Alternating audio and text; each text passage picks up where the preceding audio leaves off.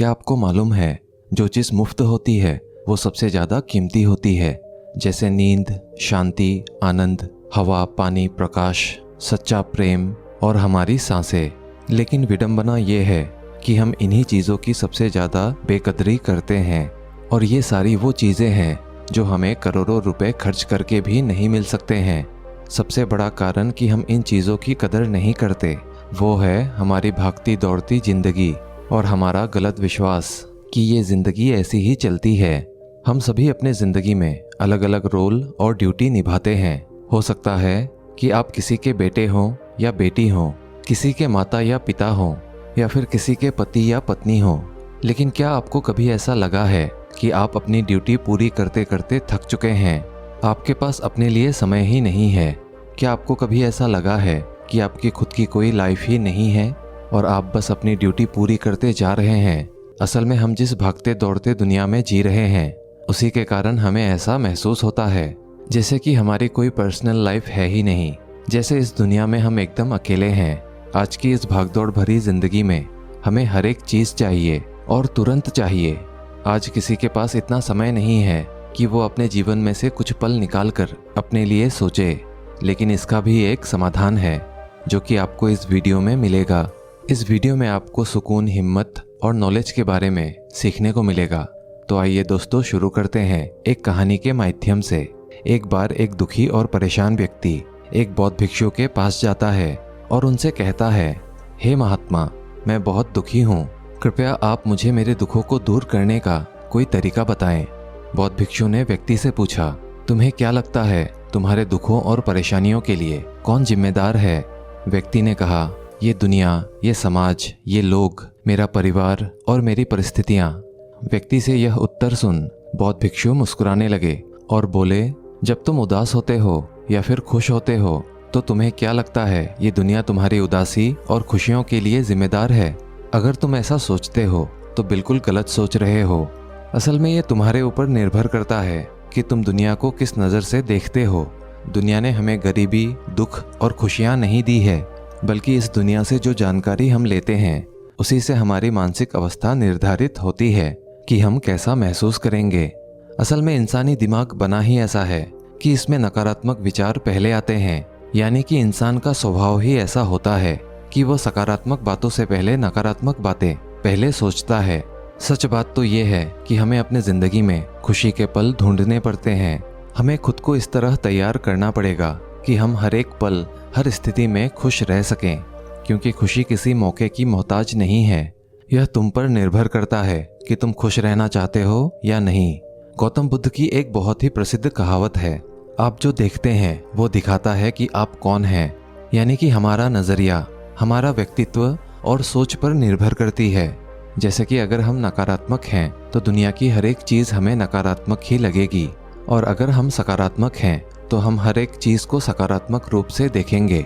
जैसे कि बुद्ध के नज़रों में हर इंसान ही बुद्ध स्वरूप था। अगर तुम अंदर से खुश हो तो ये दुनिया तुम्हारे लिए एक खुशहाल जगह है, लेकिन अगर तुम उदास हो तो तुम्हें चारों तरफ उदासी ही नज़र आएगी। यानी कि सब कुछ हमारे नज़रिए पर निर्भर करता है। लोग एक ही स्थिति पर अलग अलग तरीके की प्रतिक्रियाएं देते हैं, और ये उनकी प्रतिक्रियाएं उनके मन को शांति भी दे सकती हैं और सिरदर्दी भी।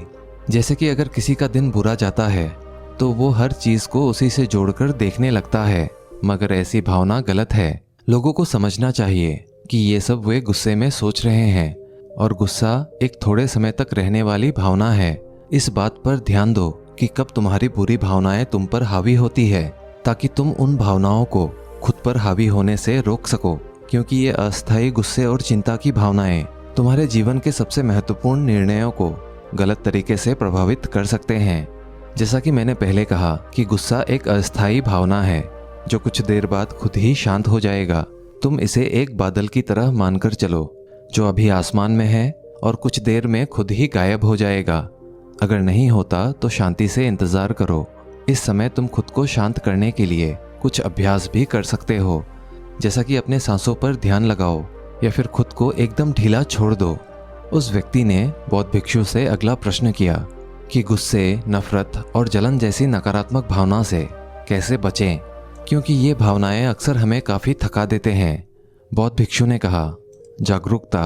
अपने विचारों के प्रति जागरूक होना ही वह पहला तरीका है जिससे तुम अपनी मानसिकता को बदल सकते हो।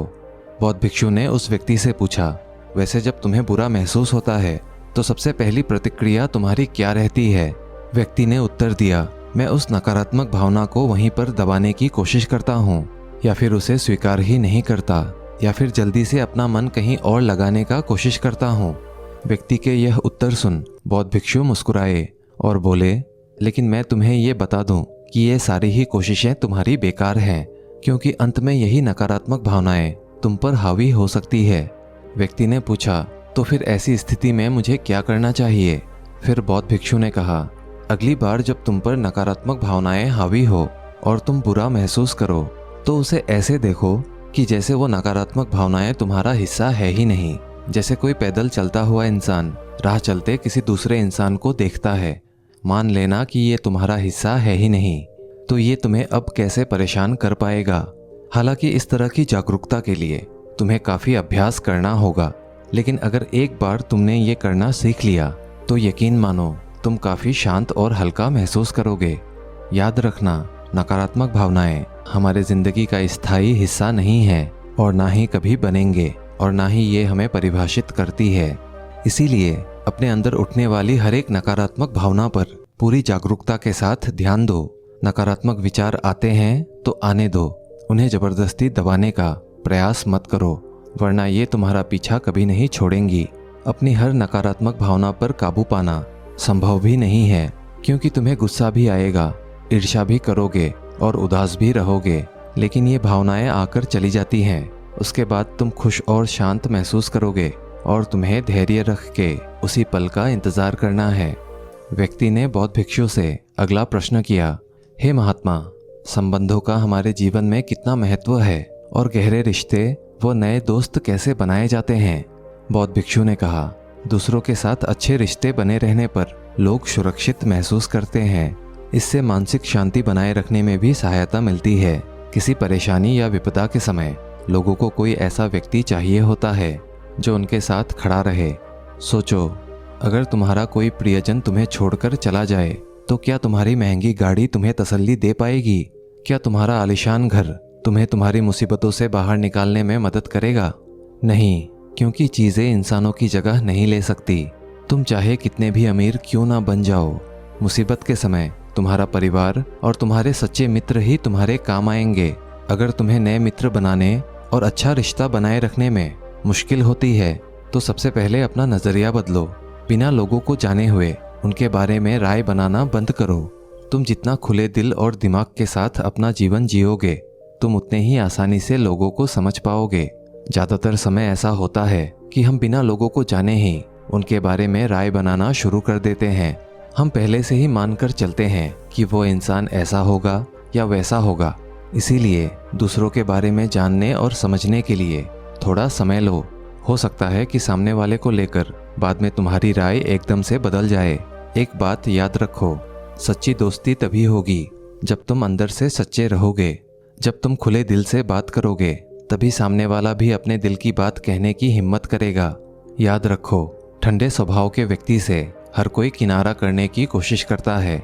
ये तो हो गई नए दोस्त बनाने की बात, लेकिन अगर पहले से ही तुम्हारे दोस्त हैं, रिश्ते हैं और उनके साथ तुम्हारे रिश्ते टूटने के कगार में हैं, तब तुम्हें क्या करना चाहिए? एक बात हमेशा याद रखो, एक अच्छा रिश्ता बनाए रखना ऐसा ही है जैसा ठंड रातों में आग के पास बैठना। जैसे अगर तुम आग से बहुत दूर बैठोगे तो तुम्हें उसकी गर्माहट का एहसास नहीं होगा, और अगर तुम बहुत पास बैठ गए तो फिर तुम्हें ज़्यादा गर्मी लगेगी। ठीक ऐसा ही जब किसी रिश्ते में करीबियाँ ज़्यादा बढ़ जाती है तो अक्सर बोरियत होने लगती है। इसीलिए तुम्हें अपने रिश्तों में संतुलन बनाकर चलना होगा। बेशक अपने रिश्तों में मजबूती लाओ, लेकिन इतनी करीबी भी नहीं होनी चाहिए कि सामने वाला घुटन महसूस करे। रिश्तों में भी एक हाथ की दूरी होनी चाहिए, जिससे तुम्हारे दोस्तों और करीबी लोगों के साथ एक मजबूत रिश्ता हमेशा के लिए बना रहे। व्यक्ति ने बौद्ध भिक्षु से अगला प्रश्न किया, लोग क्या कहेंगे, इस डर को कैसे खत्म करें? बौद्ध भिक्षु ने कहा, अब जो 3 बातें मैं तुम्हें बताने जा रहा हूँ उन्हें अपने जीवन में गांठ बांध लो, क्योंकि ये तीनों ही बातें तुम्हें जीवन में खुश रखने में सहायक साबित होंगी। सबसे पहली बात, लोग तुम पर उतना दिलचस्पी नहीं लेंगे जितना तुम चाहते हो। बौद्ध भिक्षु ने व्यक्ति से पूछा, क्या तुम्हें याद है पिछले हफ्ते तुम्हारे दोस्त ने क्या पहना था और उसने क्या खाया था? व्यक्ति ने कहा, नहीं, मुझे याद नहीं। तब बौद्ध भिक्षु ने कहा, जैसे तुम्हें दूसरों की छोटी छोटी बातें याद नहीं रहती, तो फिर उन्हें तुम्हारे बारे में कितना याद रहता होगा। और जब लोगों को तुम्हारे बारे में याद ही नहीं है तो चिंता करके क्या फ़ायदा कि लोग क्या कहेंगे। असल में लोग हमारे बारे में उतना नहीं सोचते जितना हमें लगता है। दूसरी बात, हर कोई तुम्हें पसंद करे ये ज़रूरी नहीं है। क्या तुम सबको पसंद करते हो? नहीं ना, तो फिर तुम दूसरों से क्यों उम्मीद करते हो कि वो तुम्हें पसंद करे? अगर तुम्हें कोई पसंद करता है तो अच्छा है, और अगर पसंद नहीं करता है तो कोई बात नहीं। किसी की पसंद या नापसंद से तुम्हें कोई फर्क नहीं पड़ना चाहिए। इन बातों को स्वीकार करना सीखो कि ये सब जीवन का हिस्सा है। जब सबको खुश रखना संभव नहीं है तो हम इसकी इतनी चिंता क्यों करें? तीसरी बात, ज़्यादातर चीज़ें जो हम दूसरों के नाम पर करते हैं असल में खुद के लिए कर रहे होते हैं। इसीलिए खुद के प्रति ईमानदार रहना भी एक बड़ी बात है। तुम अपना दिल बड़ा करो तो फिर दुनिया भी तुम्हारे लिए अपना दिल बड़ा करेगी। लेकिन अगर तुम स्वार्थी बनोगे तो दुनिया भी अपना स्वार्थ निकालेगी। सभी लोग प्रार्थना करते हैं कि उनका परिवार सुरक्षित रहे। आखिर क्यों? क्योंकि वे अपने परिवार से प्रेम करते हैं। लोग ये सोचकर डरते हैं कि उनके जीवन साथी या उनके बच्चे को कुछ हो ना जाए, क्योंकि वो असल में अकेले रहने से डरते हैं। देखा जाए तो अंदर से हर एक इंसान स्वार्थी है। जब तक कि कोई बुद्ध या महावीर ना बन जाए, स्वार्थ से पीछा छूटना मुश्किल है। इसीलिए वही विचार करो जिसमें तुम्हें खुशी मिले। सुनने में बहुत आसान लगता है ना, लेकिन जीवन बदलने वाली चीज़ें आसान ही होती है, बस हम उन्हें खुद ही मुश्किल बना लेते हैं। इसीलिए क्या होगा ये सोचकर चिंता करने के बजाय उस पर ध्यान दो जो तुम अभी वर्तमान में कर सकते हो। जो अभी कर सकते हो उसी काम में फोकस करो। बौद्ध भिक्षु ने आगे कहा, बौद्ध धर्म और हिंदू धर्म में लोग एक सिद्धांत को मानते हैं जिसे कहा जाता है कर्म का सिद्धांत। ये सिद्धांत कहता है कि जैसा करोगे वैसा भरोगे, यानी इंसान को उसके कर्मों का फल मिलता ही है। इसीलिए अगर जीवन में सब कुछ अच्छा चाहते हो तो आज से ही अच्छे कर्म करना शुरू कर दो। जीवन में सफलता, खुशी और समृद्धि चाहते हो तो ईमानदारी के साथ मेहनत करना और सही कर्म करना शुरू कर दो। इतना कहने के बाद बौद्ध भिक्षु ने अपनी बात समाप्त की। उस परेशान व्यक्ति को भी अपने प्रश्नों का उत्तर मिल चुका था। उसने इस जानकारी के लिए बौद्ध भिक्षु का धन्यवाद किया और वहां से चला गया। उम्मीद करता हूँ आपको ये जानकारी अच्छी लगी होगी और इस कहानी से आपने ज़रूर कुछ मूल्यवान सीखा होगा। कहानी अगर अच्छी लगी हो तो इसे एक लाइक, और अगर आप चैनल पे नए हैं तो चैनल को सब्सक्राइब भी कर ही लीजिएगा। मिलते हैं अगले वीडियो में, तब तक के लिए धन्यवाद।